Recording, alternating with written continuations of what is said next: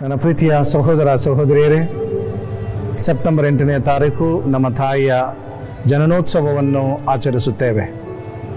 ಈ ಒಂದು ಹಬ್ಬಕ್ಕೆ, ಮಹೋತ್ಸವಕ್ಕೆ ಪ್ರಾರ್ಥಿಸುತ್ತಾ ಆ ತಾಯಿಯ ಪ್ರಾರ್ಥನೆಯನ್ನು, ಪ್ರೀತಿಯನ್ನು ಪಡೆಯಲು ನಿಮ್ಮೆಲ್ಲರನ್ನ, ನಿಮ್ಮ ಕುಟುಂಬಸ್ಥರನ್ನು ಈ ಒಂದು ಹಬ್ಬಕ್ಕೆ ಸ್ವಾಗತಿಸುತ್ತೇನೆ.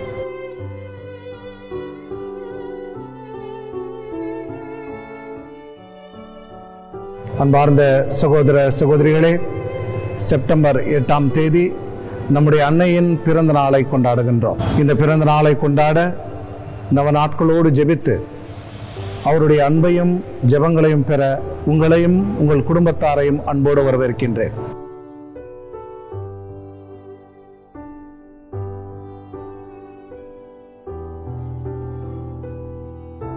My dear brothers and sisters in Christ Jesus, we welcome you all to celebrate the solemnity of the birthday of our dear mother. Let's all come together as a family to pray the intercession and love of our dear mother. I welcome you all.